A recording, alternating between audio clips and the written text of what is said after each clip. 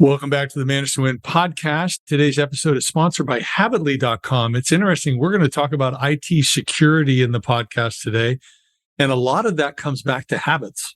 What are your habits in the way you click on things that get emailed to you or texted to you? What are your habits on, how you surf online, or are you encrypting your data, different things? But Habitly doesn't get into the technical side, but very strong on the soft side. Habitly teaches the soft skills, the habits of highly successful people. You really need to check it out. It's low cost, really help you grow as an individual, personally, and professionally. Today's episode is with Peter Fidler of WCA Technologies. They are almost 35 years in business, downtown New York City near Times Square. And we are going to talk about IT security. It may not sound that interesting, but you got to listen to Peter's comments, his advice, his stories, because if you're like me, you're going to realize, we could be doing more to protect our data, because if we're down, we're in trouble. Sound interesting? It is. Let's dive in.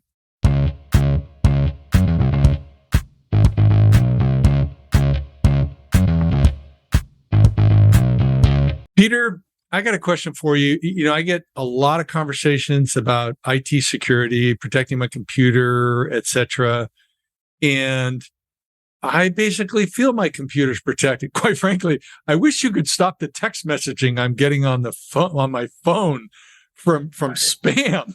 I don't get that. But obviously what I've got on my computer, I've got all this data. I've got all kinds of proprietary stuff. And if ever I got compromised, it would be bad news. So where do we start with security? I mean, I feel like I'm protected, but how do I know? You really need to do an assessment. And it's a structured assessment. So it goes through not only what kind of data you keep, but the policies and procedures around simple things like emailing, personal identifiable information. How do you gather data? How do you delete data? Do you have retention policies? And you go in and you do a detailed analysis of an assessment of what you have, and then you identify the gaps. And a gap may be education, cybersecurity education, and you can knock that off. So we had a nonprofit come to us, ask the same exact question because their board was putting a lot of pressure on them. They wanted them, they handled millions of dollars. They were a small organization, but they handled millions of dollars. So the board said, we want to make sure you're protected. So we walked them through the assessment, and we identified areas of where the gaps were. And part of it was two-factor authentication. So we took care of that. Another one was education, educating their employees about sensitive data and what data they can email, not email. And if they had sensitive data, how to email that sensitive information.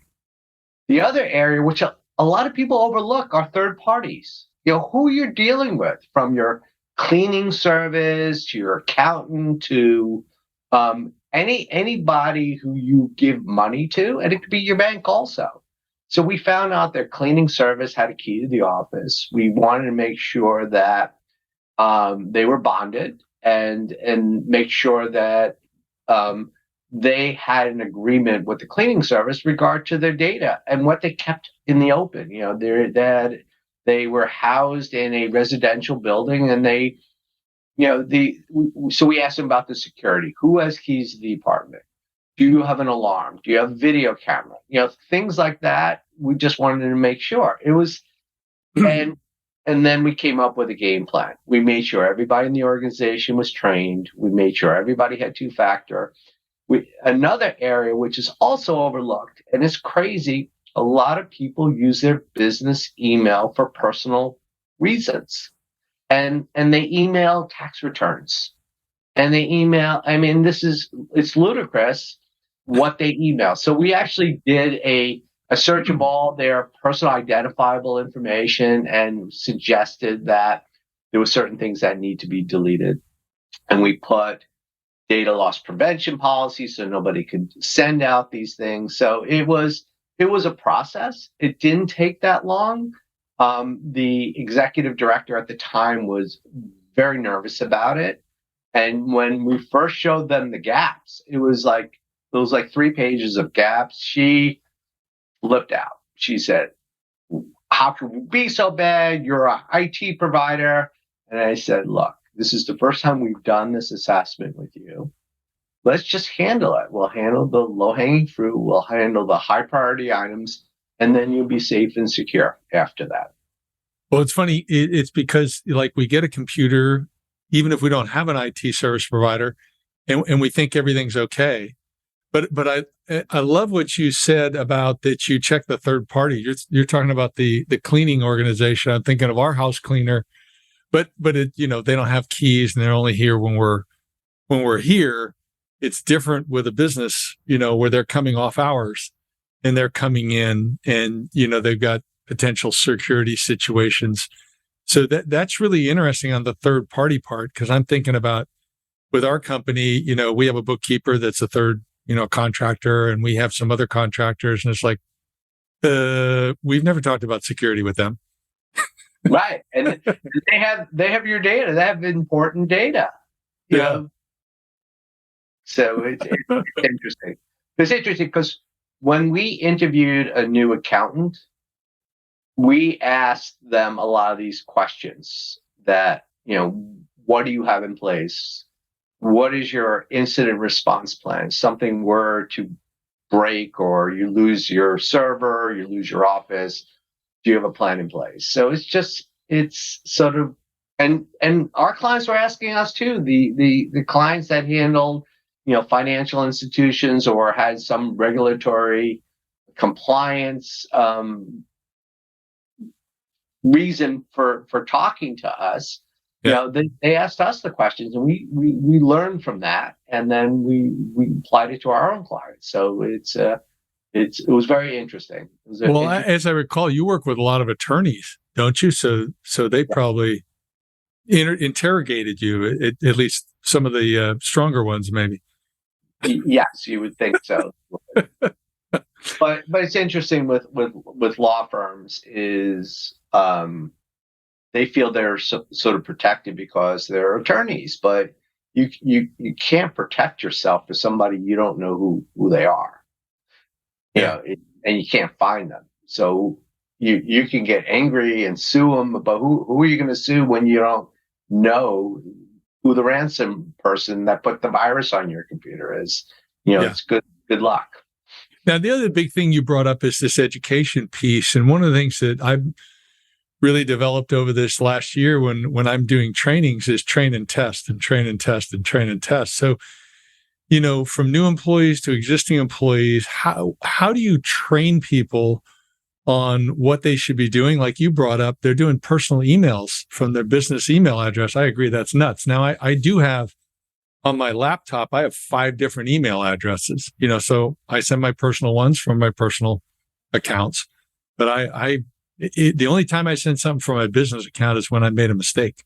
I never do that on purpose. But how do you train people and then make certain that training is sticking and they're following the policies and procedures? So, it really is a challenge. So what you do is you have required training. So, for example, we have another nonprofit that has annual training, and we partake in their training also. And so their list of 5 questions the person needs to answer and send in order to comply with that they took the training. So, and they were listening. So other people will have the training up right in Zoom. You can't, or Teams, you don't see everybody on the screen, so you don't know whether their eyes are open or eyes are closed. But this was a way to sort of, here are the 5 questions, send in the answers to the 5 questions. And if they were listening, they would know the answers. So it's required annual data security or cybersecurity training. There are platforms out there, and some of our clients use the platforms like KnowBe4. And also we use a platform called Clip Training, and you can actually track to see who took the training, how long they took the training, and then there's an exam or test at the end. You can see what their score was. So that's another area with compliance. And then it's just regular communication. I think I learned from you actually is over communicate. So it's important to over communicate. And it could be a silly story or a story that that happened to another either law firm or nonprofit, or these are the dangers if you don't pay attention. So it's really important. It's not a dump and run. It's constant education and communication. Yeah, you talk about the dump and run. I call them helicopter drops. It's same type of thing. And I like what you say about Know Before and Ninja is another platform where they do phishing testing and that type of thing. So it's a test thing. Do you really think the annual training is enough, or do you have some clients that do, monthly or quarterly type of things just to kind of stay extra on top of it because they're more concerned? It needs to be more than annual. Absolutely, because it's not enough, and that's the beauty of a Know Before, because you can do the phishing training, and you can also send out educational items as well as for the latest threats that are out there. So and then you report back to people. If you show people, we had a 18% click rate on this email, we need to be careful. So we do, with some of our clients, we help them, show those reports so they understand that if they were actually to click on that, it would have been a bad thing. It's interesting. Know Before, you could put, when you click on it, you could say it could go nowhere, or you could click on it and put in a fake ransomware message. And we chose not to do that. That's the latter, because we didn't want anybody with high blood pressure or a heart condition come back to us and sit and have a thanks a lot for your training. Fred died last Tuesday. That's right. It's not good optics. Sorry, that's not funny. I didn't laugh at that. Excuse me. No, but it's you have to be sensitive to that also. Oh yeah. Because you're not dealing with just young people. You're dealing with people who've been in the workforce for a long time. People like me. It's a faint of heart. So you just have to make sure that know your audience. Yeah, it makes sense. So a lot of what I'm hearing, because I'm more of a neophyte in this area, is email, an individual using a computer, that type of thing. But then you've got kind of two other major situations that occur to me is, my stuff that's in the cloud or my stuff that's in a server in another room, whether I'm doing a hybrid, where I've got both or I've got one or the other. What are the big concerns there? Are just those servers already secure, so I don't have to worry about them? Well, nothing's 100% secure.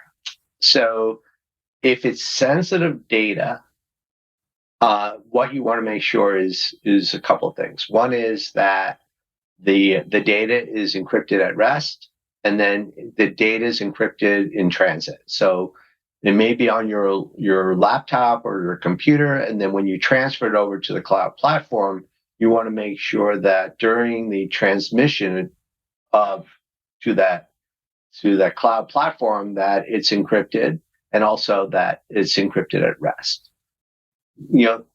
Other items. So you talk about encryption. Well, yeah. Can we stay with that for a moment? So at rest, you mean if it's like just sitting on my hard drive? Correct. So okay.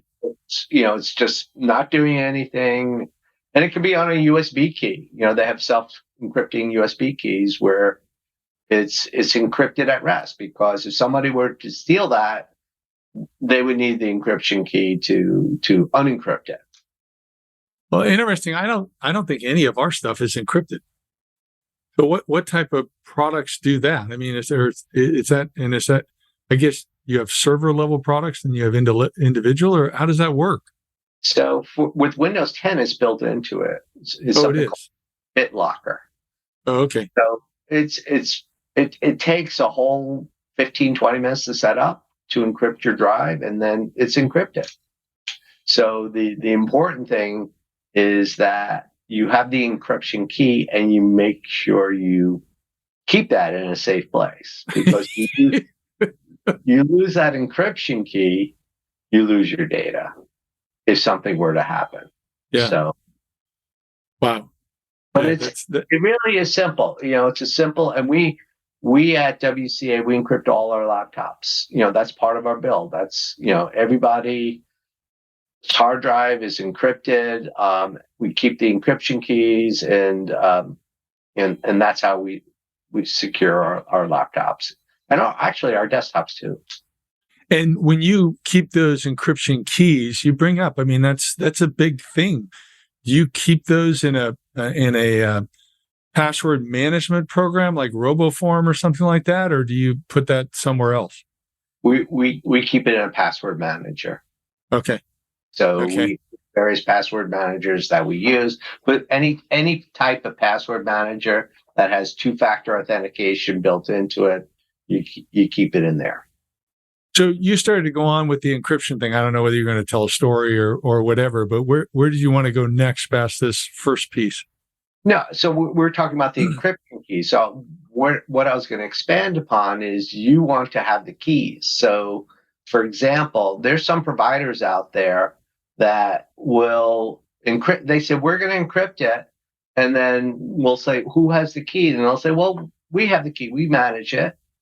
But nothing's going to stop them if a third party comes in, like a government or whoever, and say, we need the encryption key to get to their data. So it's important, if you have the key, then you can sort of lawyer up and do some things to either stop it or delay it. If they have the key, they just have to comply. So that's a huge point. I mean, today, whether you're doing something illegal, which I hope none of our audience is, because all of our audience is 100% wonderful people. But if, there's more and more concern these days by many people on government encroachment and, what the government may do. And I never even thought of that you really have to have that key rather than a third party so that you can control who can use the key. Exactly. Wow. So that's big. A lot of people overlook that also. Have you heard of any situations where somebody data was compromised because a third party was managing their keys and then whatever they were approached or they were robbed or whatever? I haven't heard of a company that was compromised, but I've heard stories of the FBI or some government entity approaching the manufacturer, whether it's Microsoft, whoever it is, and just requesting that data. And there's not much Microsoft can do. They can do a little bit, but they just say, here are the keys. So if I have an encryption key for my data that I've encrypted in Microsoft's Windows 10 platform, can Microsoft still access the data? No, they cannot, because you have the key. Yeah. So it's important. It's important, key management, where you keep your key, who has the key, whether it's you or a third party. Yeah. So it's also important to understand what kind of data you're storing. If it's pictures and and somebody gets into it and they're not, it's nothing incriminating, then who cares? If it's financial information, you care a little bit more. So you have to assess where your risk level is in terms of the types of data that you're storing. And that's where you really, almost have to have a tiered level of security for the types of data you have. Because there is a cost to encryption. It will slow your computer down just a tad. But it, with some larger databases or, that may be more of an issue rather than, Word document, Excel document, et cetera. Yeah. Wow. So when I'm talking about computer security, what else have we not covered that, leaders need to be aware of for their organization? So we talked about doing the assessment. We talked about follow through, and it's a pattern of assess, make the adjustment, evaluate, reassess. So it's not something where you're one and done. There needs to be a cycle, and there needs to be a security. There needs to be somebody who's accountable for that in each organization. There needs to be a security officer, and they need to have a reporting mechanism if something were to happen. For example, we had an organization that received HIPAA data on CDs. This was years ago, and the person accidentally threw them in the garbage. Technically, that's a HIPAA violation because it's unencrypted data, and even though it's in the garbage, somebody could go through the garbage, pull the CD, and what is this? But it was a HIPAA violation. So you really have to be careful about how you receive data, how you send data, and then and as your businesses evolve, you're doing different things. Maybe you're dealing in a different market, and say, okay, we're dealing with medical offices now. Now you have different security requirements, or you're dealing with somebody in Europe, and now you really need to do a deep dive with security because of the regulations in Europe. It's much stricter there. But I mean, that's what's going to happen eventually. Everybody's going to sort of get that there are going to be so many requirements around security, and that's where everything's going to end up eventually. So you might as well start now rather than start when they make the regulation, and it will happen. Wow. I mean, that's a good point, that there may be a third party that you're working with that changes your level of need in the security area. This is all a lot to think about. So it's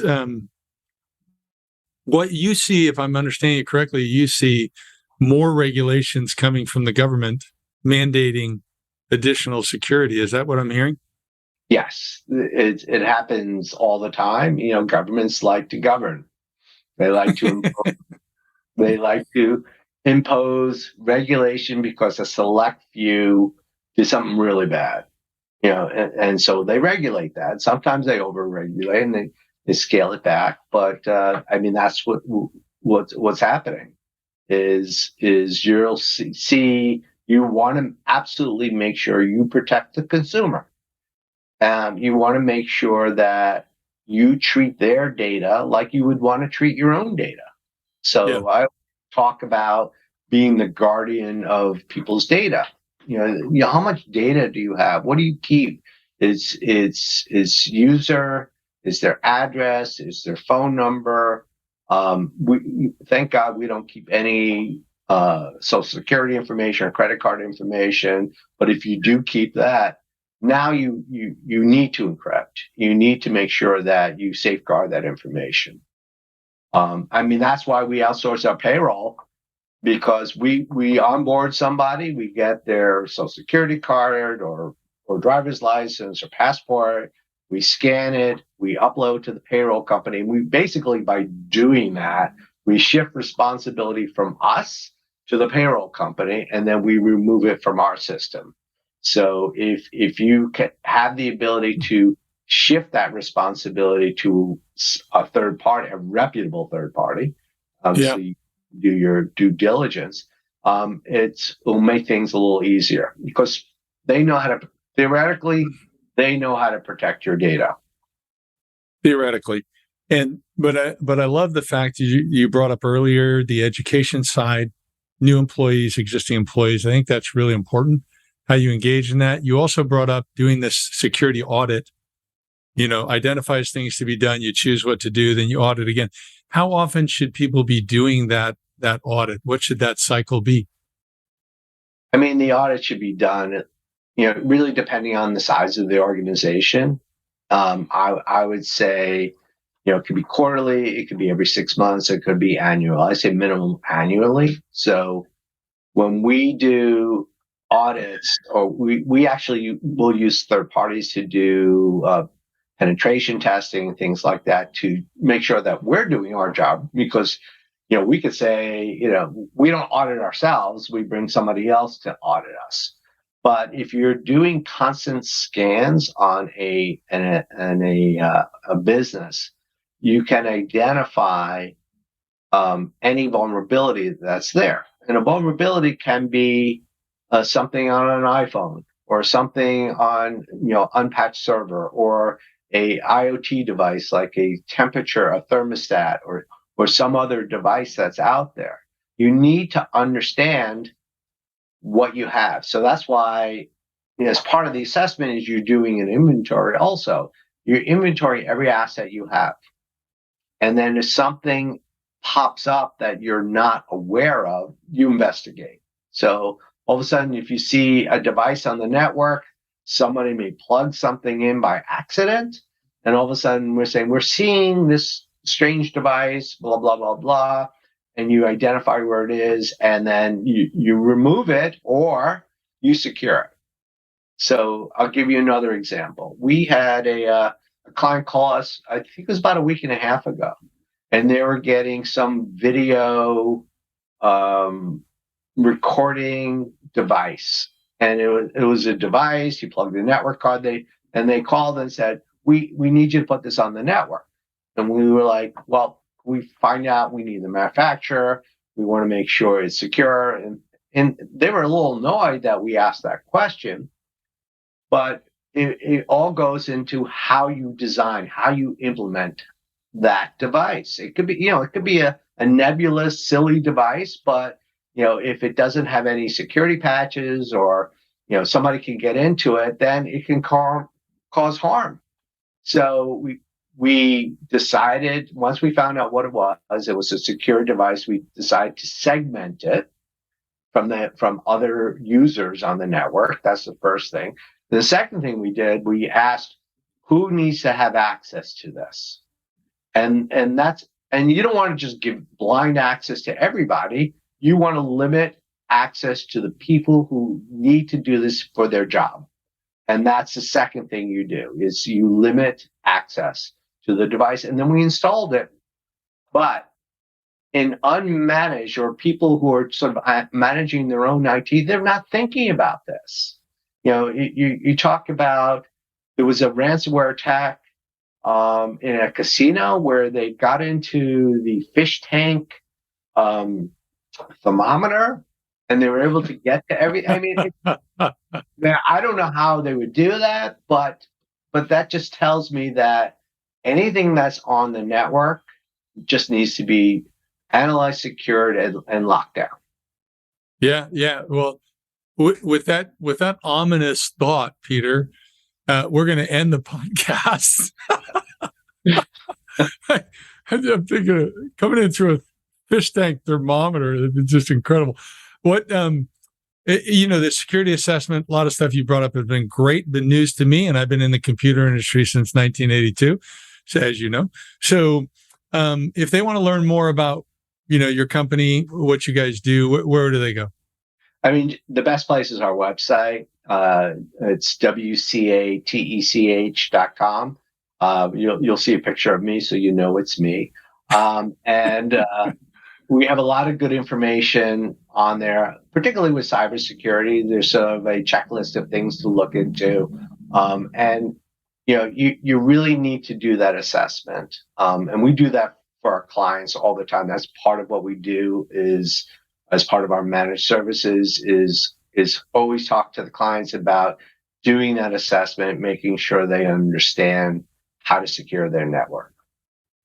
Yeah, well, that's great. I encourage people to go to WCAtech.com. And you guys have been around like forever. How long has WCA been around for now? Yeah.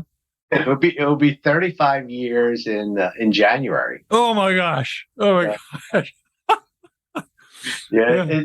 it seems like longer though. No, no, it's. I love this industry. It's a lot of fun. I love solving business problems, and I love the new challenges that are out there. And I love helping our clients out. That's really why I do this. Fantastic. Well, thanks, Peter, so much for being on the show. Really appreciate it. Thank you, David. Thanks for tuning in today. If you like the episode with Peter, we'd love to get your feedback. Leave us a comment, a rating, subscribe. Those are all great. Please remember our sponsor, Habitly.com, where you can learn the habits of highly successful people. We talked about IT security habits today. Those are also driven by our soft skills. Again, thanks for joining us. Stay tuned. We've got more great guests coming. Bye for now.